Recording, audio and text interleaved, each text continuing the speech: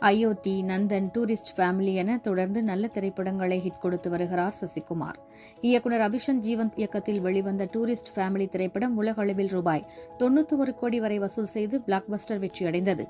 இந்த படத்தின் வெற்றி விழாவில் பேசிய சசிகுமாரிடம் சம்பளம் உயர்வு குறித்து கேள்வி கேட்கப்பட்டது. அதற்கு அவர் சம்பளத்தை எல்லாம் உயர்த்த மாட்டேன் என கூறியிருந்தார். இது ரசிகர்களிடையே நல்ல வரவேற்பை பெற்றுத் தந்தது. ஆனால் அதன் பின் சசிகுமாரை தொடர்பு கொண்ட பலரும் அவரை செல்லமாக கடிந்து பேசியுள்ளனர். அதாவது, நீ என்ன பெரிய காந்தியா, நீ என்ன தியாகியா, நீ எதுக்கு சம்பளத்தை விட்டு கொடுக்கிற என எவ்வளவு பாராட்டுக்கள் வந்ததோ அதே அளவுக்கு திட்டுகளும் வந்தது. நீ பாட்டுக்கு சொல்லிட்டு வந்துட்ட, நீ என்ன பெரிய இவனா அவனா என்று எல்லாம் கேட்கிறார்கள் என பேசியிருந்தார் சசிகுமார். இந்த தகவலை ஃப்ரீடம் படத்தின் பிரஸ் மீட்டில் பகிர்ந்து கொண்டார் என்பது குறிப்பிடத்தக்கது. இயக்குனர் சத்யசிவா இயக்கத்தில் உருவாகி உள்ள திரைப்படம் தான் ஃப்ரீடம். இப்படத்தில் சசிகுமாருடன் இணைந்து நடிகை லிஜோமோல் ஜோஸ் நடித்துள்ளார். இப்படத்திற்கு விமர்சன ரீதியாக அமோக வரவேற்பு பெற்றுள்ளது.